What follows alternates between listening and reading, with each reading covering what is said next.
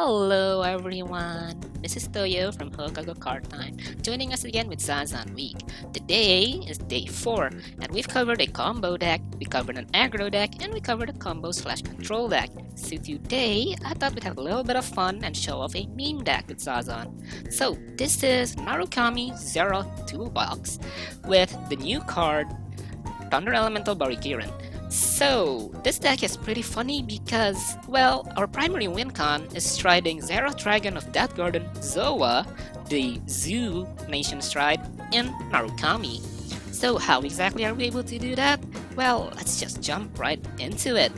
So, the thing that allows us to stride any Zeroth Dragon in this deck is Neon Gize. So, Neon Gize is a grade 0 with a wall of text that we're not really interested in. All that we care about is the rule that if you have Neon Gize in your deck, you're allowed to bring Zeroth Dragon of any nation into your deck. So, this means that we're allowed to play any of the 6 Zeroth Dragons and we're not limited to only Drachma. And the main thing is, we don't have to use Neon Gize as our starter, so we can use a good starter instead, like the V starter, which will draw us a card and give us a quick shield if we go second. So, that's how we're allowed to play the Zeroth Dragons in our deck. Next up, how do we stride them? Well, we already talked about this card a few days ago, but we have Thunder Elemental Barikiran. So, Barikiran is a grade 3 Gray Elemental, which is pretty relevant because if you're on a Gray Elemental, that means you're part of every nation, you're part of every clan, so you can stride into any Zeroth Dragon you want, including the aforementioned Zoa, and of course another one that we'll be talking about shortly. So Barikiran's skill is when you place him, you soul blast 1, look at the top 7 cards of your deck, and then you add 2 vanillas from among them to your hand. And not only that, by paying counter blast 1, if you have 4 vanillas on board, you get to stride a Cyclone from face up in your G-Zone. So Barikiran himself is pretty much used to add 2 cards from your deck to your hand and maybe strike some Cyclone in some niche situations that we'll be getting into.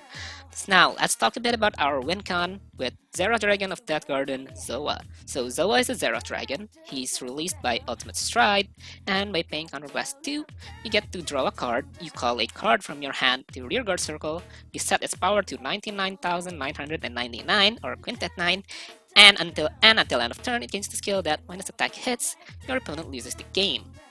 And well, Zoa has had a lot of combos in the Zoo clans, but there is one card in Narukami that takes advantage of this card to its fullest, and that card is Breath Arrow Dragon.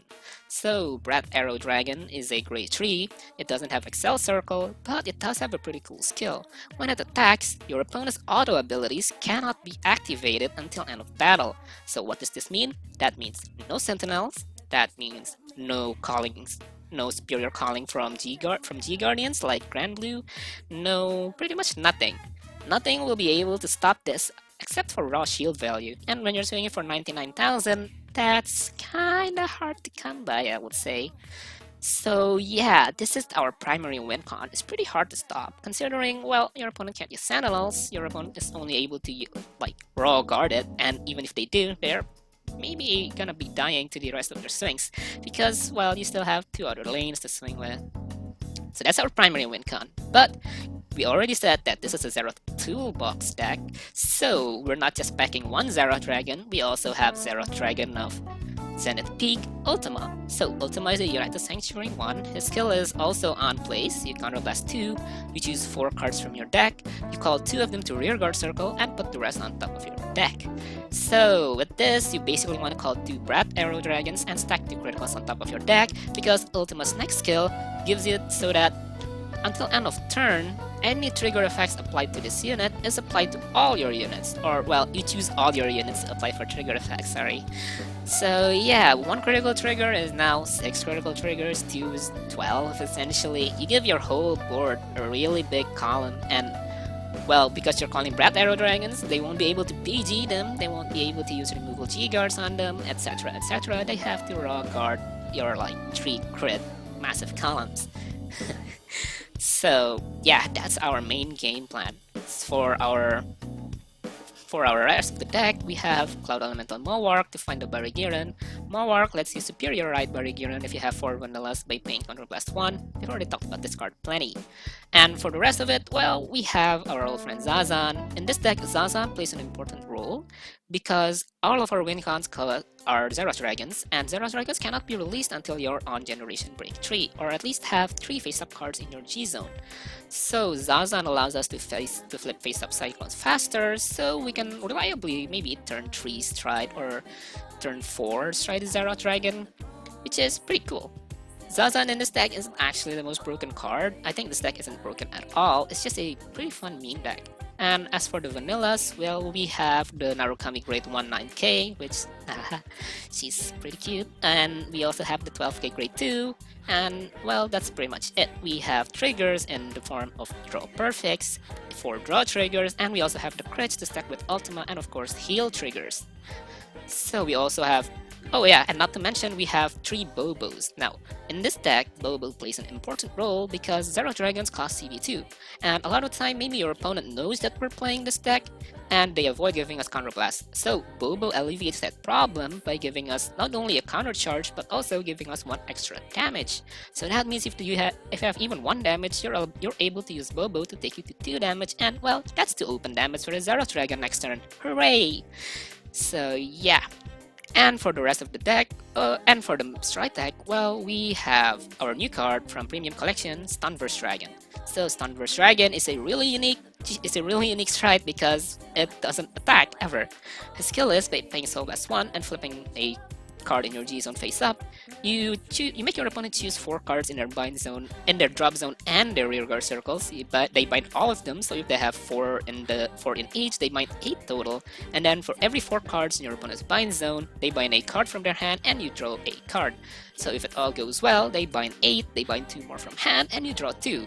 But there's a catch, because after you use the skill, Starburst returns to your G-Zone. Now, this isn't actually a problem because, well, we're using enemy on Barigiran, and Barigiran allows us to pay Counter Blast 1 to stride a Cyclone, so we'll still get the benefits of a stride that way. That's pretty cool. And the rest of the G-Zone is just a lot of G-Guards. Narukami has one of the best G-Guards in the game, Impede Dragon. This is a flip G-Guard. When he's placed, your opponent chooses one of their rear guards, retires it, and binds it face up. Then, if your opponent has 2 more rear guards than you do, they choose another of their rear guards and retires it. That's pretty cool. It allows you to maybe 2-for-1 your opponent and can wreck some decks. Not only that, we have some other G-Guards for raw shield value. Bulwark is another annoying card for your opponent to deal with. And yeah, so that's the deck.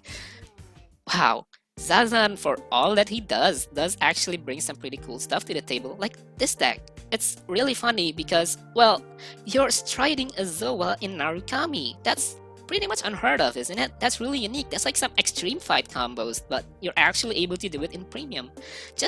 Wow, just think about if Zazan didn't exist and this deck was actually, you know, just a normal deck in the format. It'll be pretty cool to watch your opponent be on guard for a Zoa or for an Ultima against Narukami of all things. I think that's pretty fun to imagine. So yeah, I think that's about it for the deck profile. Thank you for listening and see you at the outro. Thanks for watching the video. If you like what you saw, make sure to like and comment down below.